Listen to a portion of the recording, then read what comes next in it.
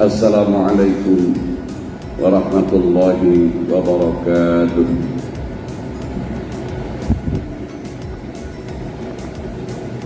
Allah Subhanahu wa ta'ala berfirman, A'udzu billahi minasy syaithanir rajim. Man 'amila shalihan min dzakarin aw untha wa huwa mu'min. Barang sesiapa yang mengerjakan amal-amal kebajikan, yang mengerjakan amal-amal saleh, baik itu laki-laki maupun perempuan, dalam keadaan beriman,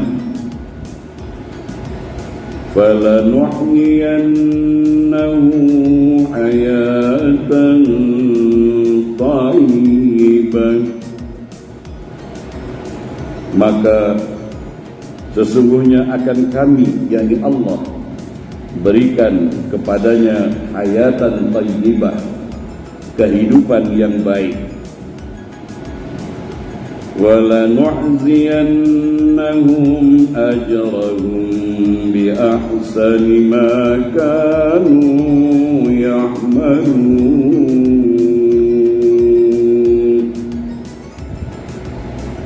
Dan sesungguhnya akan kami, yakni Allah, berikan ganjaran kepada mereka dengan ganjaran pahala yang lebih baik dari apa yang telah mereka kerjakan. Surah An-Nahl ayat 97. Sadaqallahul azim wa sadaqa Rasulullah sallallahu alaihi wasallam nabiyil karim. Maha benar Allah dengan segala kalam dan firman-Nya lagi maha agung. Maha benar Rasul yang mulia dengan segala sabda-sabdanya. Yang saya hormati, yang saya kasihi saudara-saudaraku, jamaah salat waktu maghrib yang berbahagia, saya mengingatkan diri saya, tuan-tuan, puan-puan, saudara-saudari, sahabat-sahabatku sekalian, sebelum kita menunaikan ibadah salat, kita awali dengan beribadah wudu. Dari kecil, belia, remaja, sehingga ke hari ini dewasa, kita sudah membudayakan amalan-amalan berwudu ini.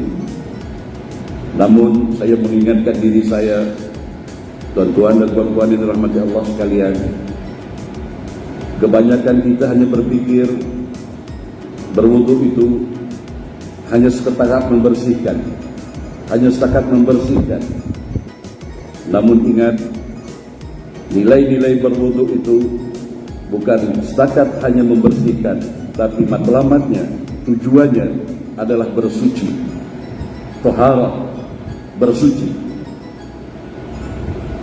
Sudah berapa kali banyak kita berkumur-kumur untuk berwudu, bersih sudah, namun sudahkah suci mulut kita?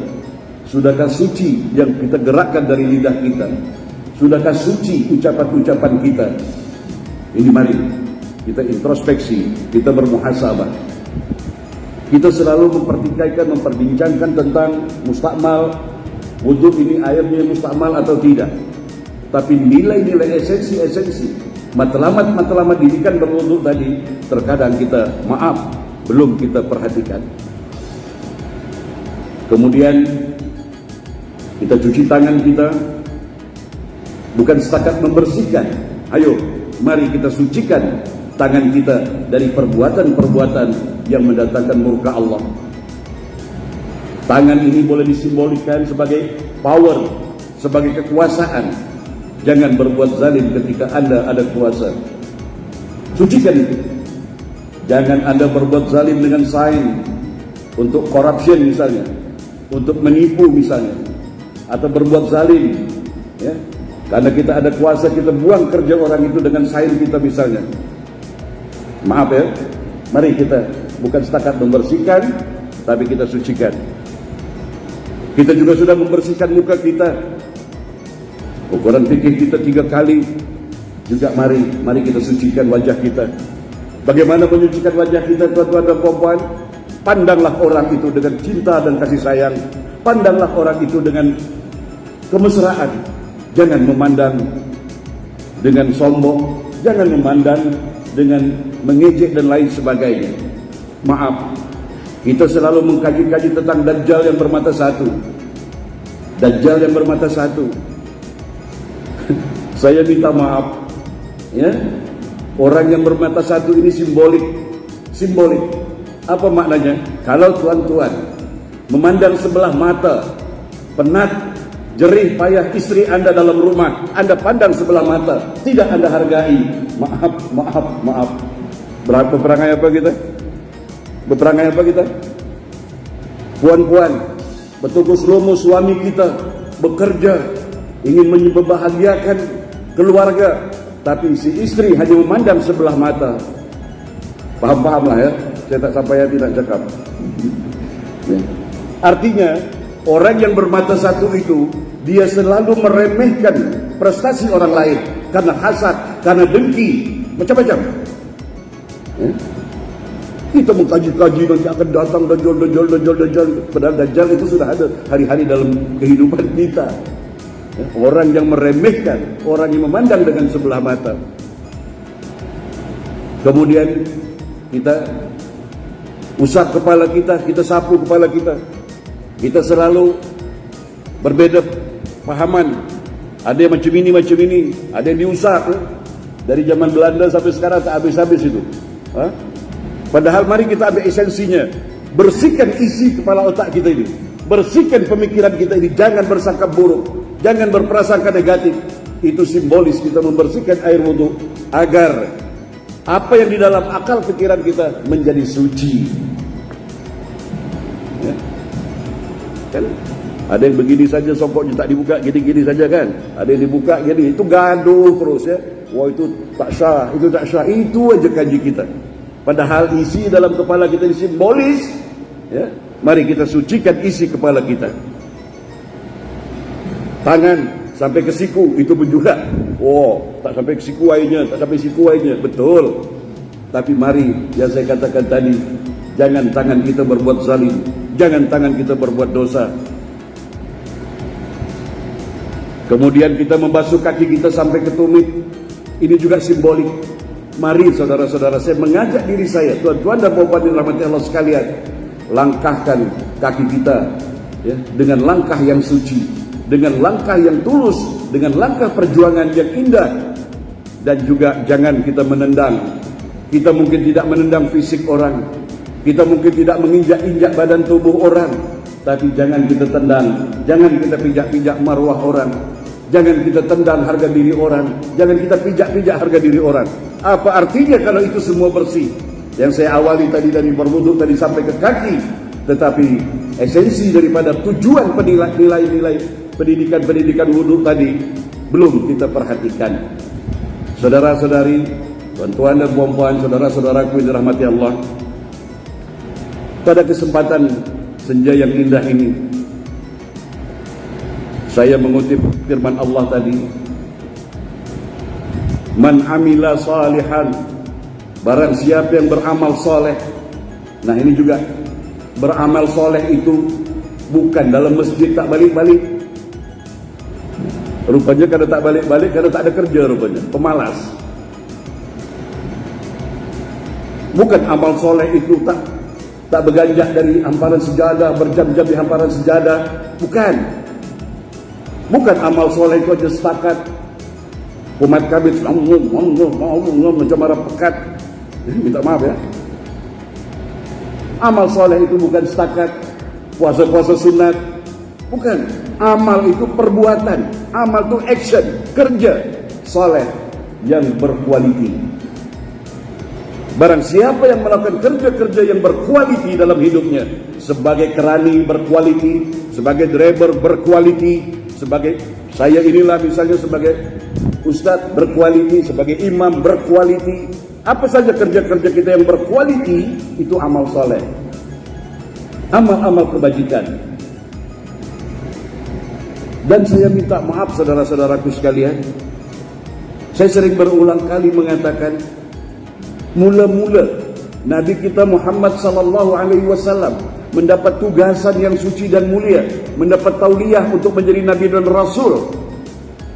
Baginda tidak mengajarkan aku diutus untuk puasa sunat banyak-banyak, tak ada. Aku diutus untuk mengajarkan zikir panjang-panjang, tidak. Aku diutus untuk mengajar kalian tak tidur-tidur tahajud tiap malam, tidak. Apa dia? Innama bu'ithu liutammima makarimal akhlaq. Itu yang mula-mula keluar dari lidah baginda sallallahu alaihi wasallam, untuk memperbaiki akhlak, untuk memperbaiki moral, untuk memperbaiki karakter. Maka kalau kita kaji tuan-tuan dan puan sekalian, dari berwudu sampai sholat, sampai bangunan masjid ini, ya, kita tak boleh lari dari berhablum minan nas. Nah, di dalam kita berhablum minan nas itu, iklankan Islam, iklankan umat Muhammad sallallahu alaihi wasallam. Ini kami umat orang Islam, ini kami umat Islam, berakhlak-akhlak yang terpuji. Kalau berjanji tepat, ya, kalau apa namanya itu ada bersatu, jaga perpaduan. Ya. Maaf ya, kadang-kadang saya di sini tak ada, tempat saya sana. Kalau dalam kereta gitu, di cerminnya itu tulis La ilaha illallah Muhammad Rasulullah. Tapi di tengah jalan dia tak ikut undang-undang, tak ikut sistem, dengan terpekik terlalu gaduh di jalan. Ini apa ini? Akhlakkan la ilaha illallah Muhammad Rasulullah yang tulis tadi itu dalam akhlak, bukan hanya sebagai apa luaran saja. Oke. Jadi man amila salihan, barang siapa yang melakukan amal-amal kebajikan, amal-amal soleh, min zakarin au unsa, apakah itu laki-laki atau perempuan, dengan syarat wa huwa mu'min. Nah, ini dia syaratnya, dalam keadaan dalam posisi beriman. Nah, iman ini juga bukan setakat kita menghafalkan rukun iman yang 6. Itu pun kalau kita dituntut percaya kepada kitab-kitab yang diturunkan. Di mana bukti kepercayaan Anda, keyakinan Anda terhadap kitab-kitab itu? Sedangkan yang harus kita yakini bukan Al-Quran saja, kitab-kitab yang diturunkan sebelumnya.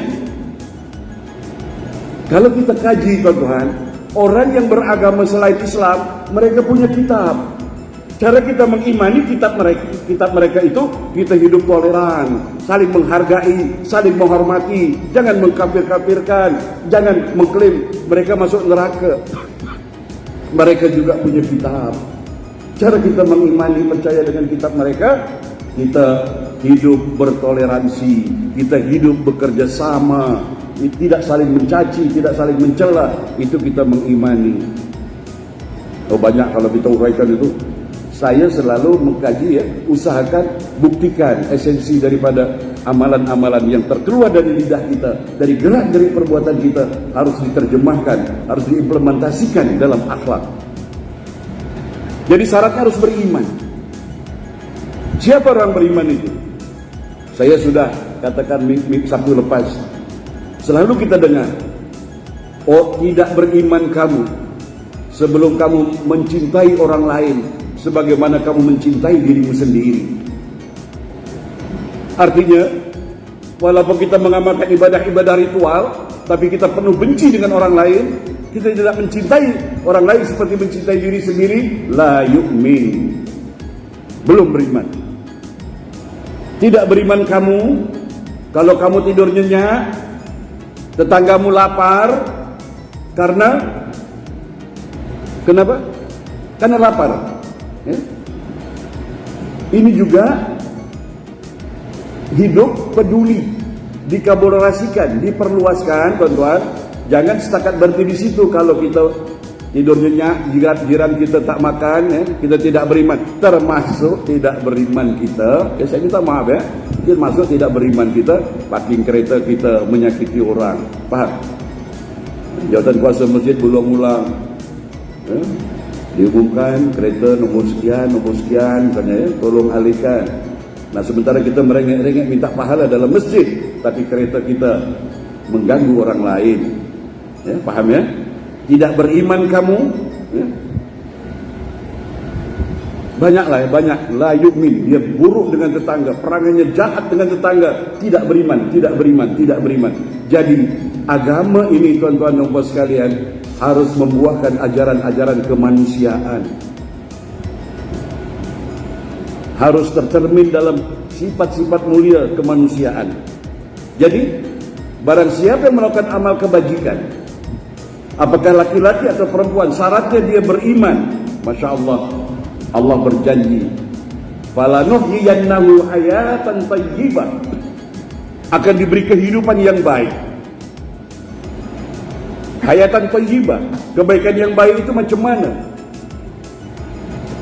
Kebaikan yang baik itu tuan-tuan dan puan sekalian, mungkin boleh-boleh saja, ya, ada jawatan besar, ada penghasilan lumayan, ya, anak istri aman tentram, boleh-boleh saja.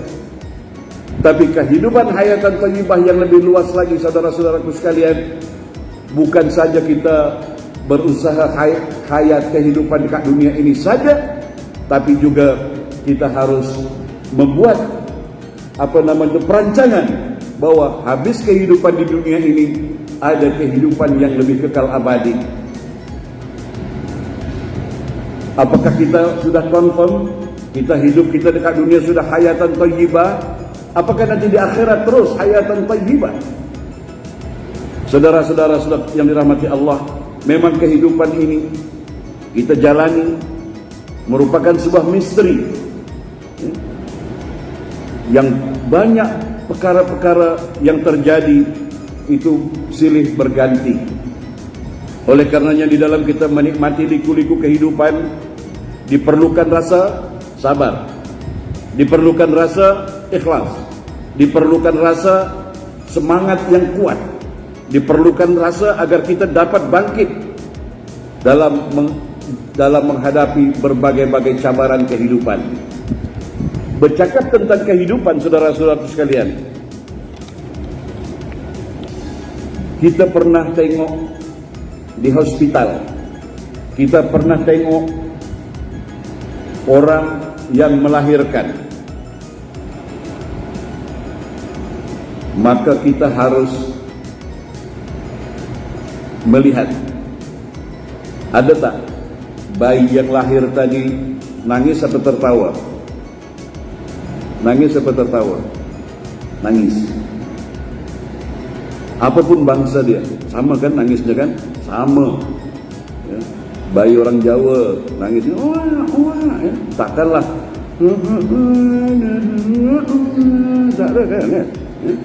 Tangis orang India, tangis orang Cina, tangis orang Mat Saleh, nangisnya sama. Di sini kita harus sadar, kita diturunkan oleh Allah dari yang sama, kemanusiaan. Tak kira agamanya apa, sama. Ada bayi nangis ketawa, begitu dia lahir. Itu jangankan kita ya, dokter, nurse pun lari lintang pukang, ini bayi ajaib. Dan orang-orang yang menyambut bayi tadi, abahnya, maknya, makciknya, ya, atuknya, apa? Tertawa gembira. Alhamdulillah, anakku, cucuku lahir dengan selamat, anak saudaraku lahir dengan selamat. Jadi bayi tadi yang lahir menangis, orang yang ada di sekitaran kita sukacita, bergembira, tertawa, tersenyum. Nah, tuan-tuan dan puan sekalian, hayatan thayyibah bukan setakat kat dunia saja. Ketika malaikat maut mencabut roh kita nanti kelak, buat suasananya berbeza, buat suasananya terbalik. Jangan sama. Kalau sama juga ya, si jenazahnya nangis, yang melepas jenazah tertawa. Ini malang maksudnya. Buat terbalik. Macam mana? Ketika kita lahir dulu kita menangis, dan di saat kita dipanggil oleh Allah menuju kehidupan akhirat, ruh jasad kita tersenyum. Karena apa? Wabshiru bil jannah, bergembiralah kamu dengan surga yang telah dijanjikan oleh Allah. tersenyum. Namun orang-orang yang di sekitar kita menangis sedih pilu karena merasa kehilangan kita.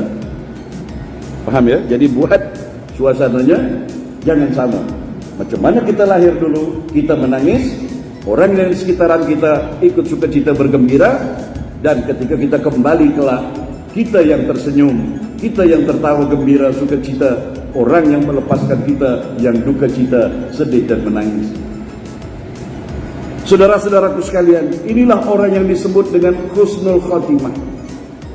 Husnul khatimah. Jadi tadi saya ada edarkan doa husnul khatimah, banyak jenis-jenisnya. Cuman itu yang sempat saya nukilkan ya. Hayatan thayyibah bukan setakat kat dunia ini saja. Kita kumpulkan amal demi amal, pahala demi pahala. Jangan rusak di tengah perjalanan. Dan ada orang yang sudah dicontohkan oleh Amirul Mukminin Sayyidina Umar Ibnul Khattab, yang episode perjalanannya dari awal sampai ke pertengahannya sangat Masya Allah, namun begitu penghujung ayatnya husnul khatimah. Di dalam hadis diterangkan sepanjang tahun orang itu melakukan amalan-amalan surga, tapi di saat-saat akhir dia melakukan amalan-amalan neraka. Dan ada juga diterangkan dalam hadis itu, dia selamanya sepanjang hayatnya melakukan amalan-amalan neraka, tapi di penghujung hayatnya dia melakukan amalan-amalan surga. Berikut ini mari sama-sama kita pelajari, kita lazimkan, kita amalkan untuk selalu berdoa husnul khatimah. Karena doa adalah bentuk kepasrahan dan berserah diri secara total kepada Allah Subhanahu wa taala yang menciptakan kita, sebagaimana yang selalu kita lafazkan ketika kita membaca iftitah di dalam salat. Qul inna salati wa nusuki wa mahyaya wa mamati lillahi rabbil alamin.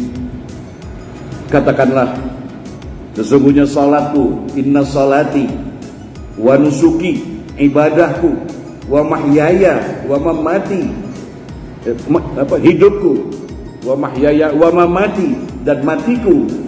Tujuannya apa? Lillahi rabbil alamin. Jadi saya mengingatkan diri saya, menasihati diri saya, tuan-tuan dan puan-puan, ayo, sudahkah kita sadari tujuan kita hidup ini, hidupku hanya untuk Allah. Macam mana itu hidup untuk Allah itu? Artinya tuan-tuan, hidup kita berusaha mendapatkan ridha Allah. Nah, bagaimana kita untuk orang yang mardatillah, yang mendapatkan ridha Allah? Kalau kita mengharap ridha Allah, tuan-tuan dan puan-puan, Masya Allah, Allah sudah mencurah-curahkan ridhonya kepada kita. Maksiat ditunggu dulu, tak langsung diazab. Membangkang, Allah tak segera, tidak serta-merta mengazab. Jadi insya Allah kita mendapat ridha Allah, tapi dengan syarat, ada syaratnya tuan-tuan, agar kita mendapat ridha Allah. Ini yang berat, ini yang berat. Ridha tidak dengan keputusan Allah yang menimpa kita.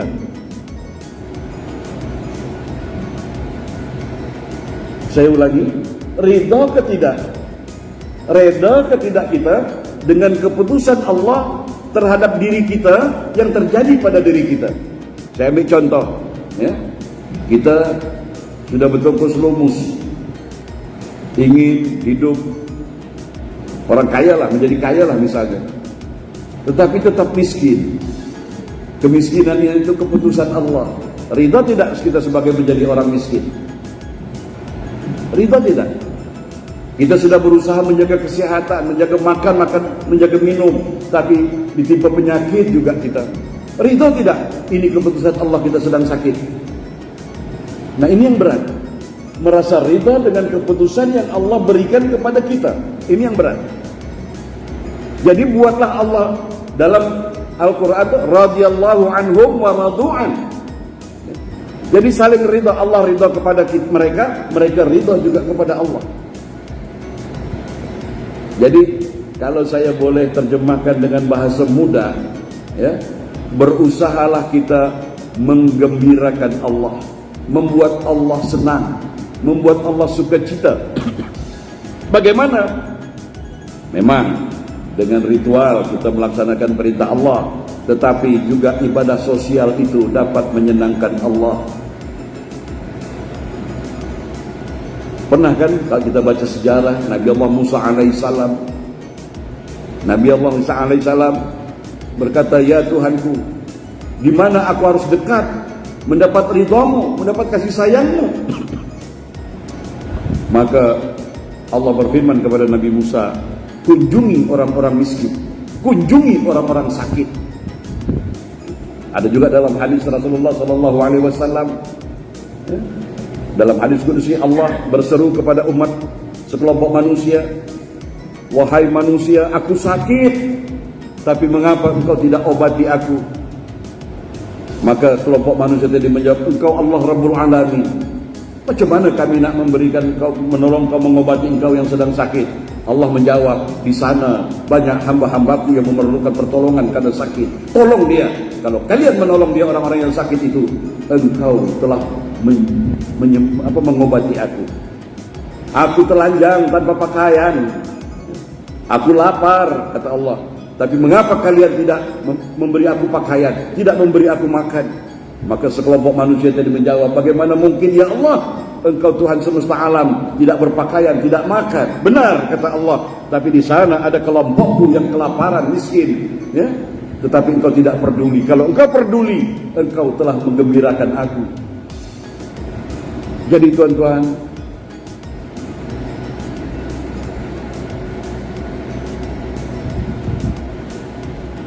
jadi sekali lagi saya maaf ya.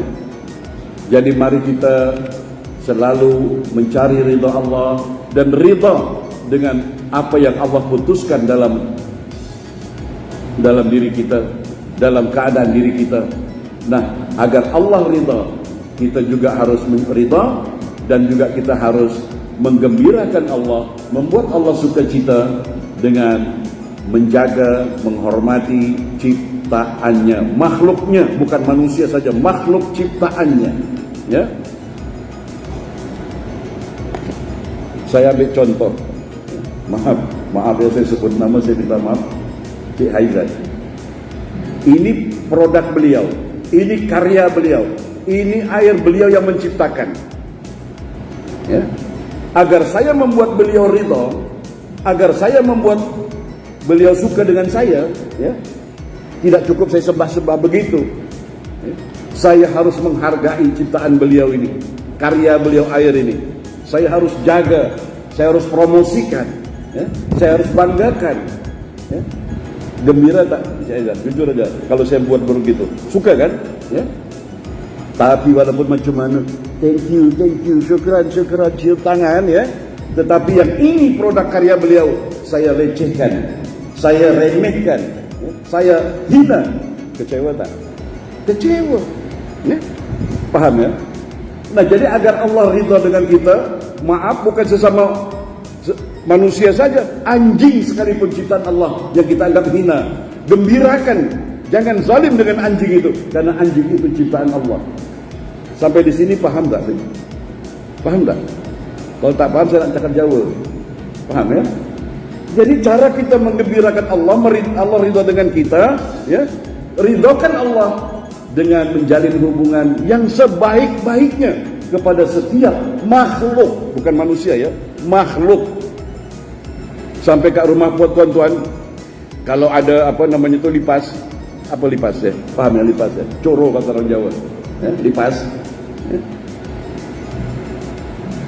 Jangan sakiti Tuhan, karena Dia yang menciptakan ini. Halau baik-baik, ya. Atau pakai apa? Cepat dia bunuh mati ya. Ini tidak zalim.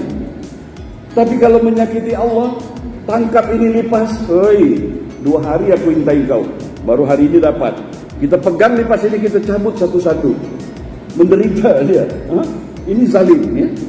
Sampai kita mau menyembelih hewan saja, ya, dengan cara yang indah. Nah, jadi kadang-kadang maaf ya, kita jarang, maaflah ya, berpikir sebegitu. Kita sudah rajin ke masjid, sudah sholat 5 waktu, ya. Jadi bagaimana kadang-kadang kita sholat isya ini, nanti balik rumah menyakiti istri, balik rumah berbuat jahat dengan jiran, hancur amal ibadah kita. Nah, oleh sebab itu kita harus berusaha kita mendapatkan mencari ridha Allah, dan kita juga harus ridha dengan keputusan Allah. Nah, agar kita Allah ridha, kita juga harus berbuat kebaikan-kebaikan. Itulah tadi amal soleh, amal-amal kebajikan. Sampai kalau kita nampak di depan ada duri, ada benda-benda yang akan berbahaya, ya, kita singkirkan itu agar orang lain tidak berbahaya. Itulah iman. Itulah iman. Nah, jadi tuan-tuan dan puan sekalian, itu perjanjian kita di dalam salat. Inna salati, sesungguhnya salatku, wa nusuki, ibadahku, wa mahyaya, hidupku, wa mamati, matiku, lillahi rabbil alamin. Kemudian dalam Al-Quran diterangkan, tuan-tuan dan puan sekalian, Rabbana innana sami'na munadiyan yunadi lil iman an aminu bi rabbikum fa amanna Rabbana faghfir lana dhunubana wa kaffir 'anna sayyi'atina wa tawaffana ma'al abrar. Masya Allah. Surah Ali Imran ayat 193. Ya Tuhan kami, sesungguhnya kami mendengar seruan yang menyeru kepada iman, yaitu berimanlah kamu kepada Tuhanmu, maka kami pun beriman. Ya Tuhan kami, ampunilah bagi kami kesalahan-kesalahan kami, wa tawaffana ma'al abrar, dan wafatkan kami bersama orang-orang yang banyak berbakti. Jadi ketika kita wafat nanti, tuan-tuan dan puan sekalian, kita dikumpulkan dalam kelompok orang-orang yang beriman, dikumpulkan ke dalam kelompok orang-orang yang berbakti, husnul khatimah. Maaf, jauh, sudah lama dah ya, jauh waktu sebelum Covid.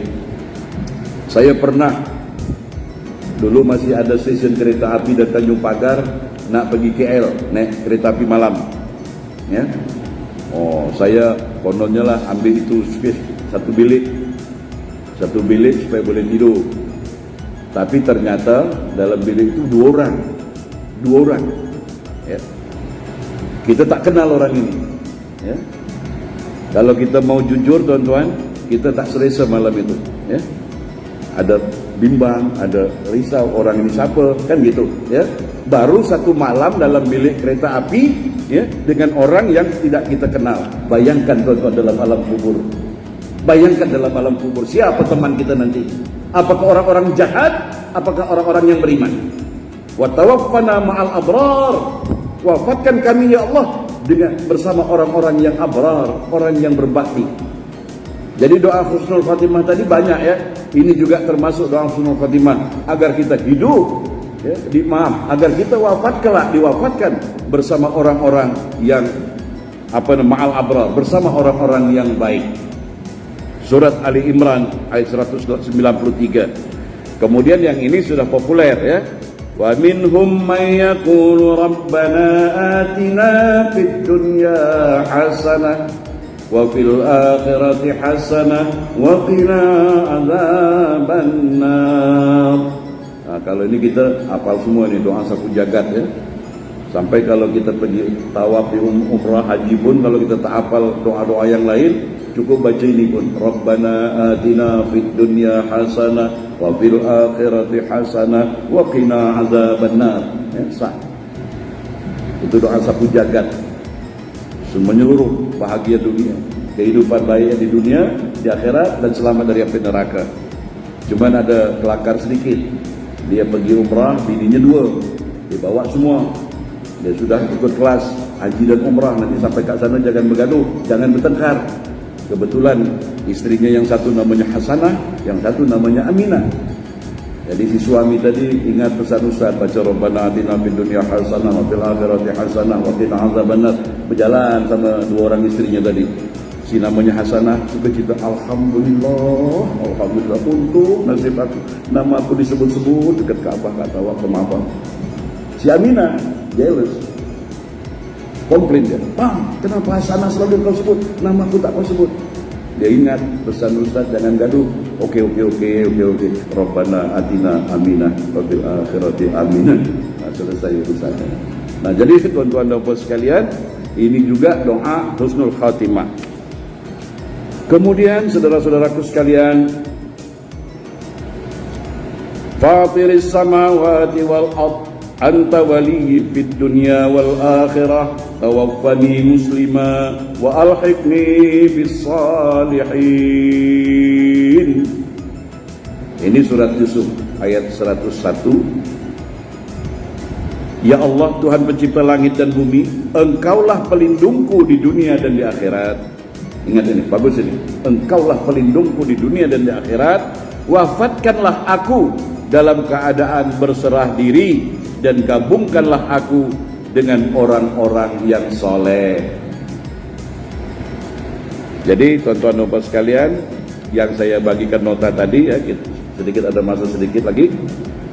Mudah-mudahan tuan-tuan dan puan boleh lancar membacanya. Tapi kalau misalnya masih sangkut-sangkut, baca terjemahannya, baca itu bahasa Melayu itu. Karena Allah Rabban Nas, ya Tuhan sekalian manusia, ya.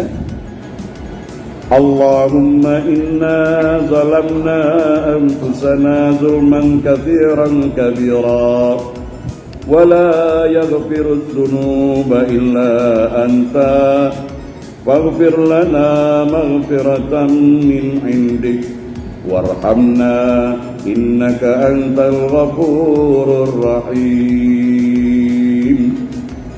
Ini doa secara jamak ya. Kalau doa secara personal dia Allahumma inni zalamtu nafsi zulman katsiran kabira wa la yaghfiru dzunuba illa anta faghfir li maghfiratan min indik warhamni innaka antal ghafurur rahim.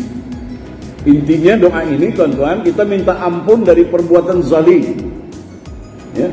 Sebab nanti sebaik-baik bekal adalah takwa. Seburuk-buruk bekal kita kembali ke alam akhirat nanti dengan membawa perangai-perangai zalim. Dalam ayat yang lain ironis orang-orang yang zalim, ya.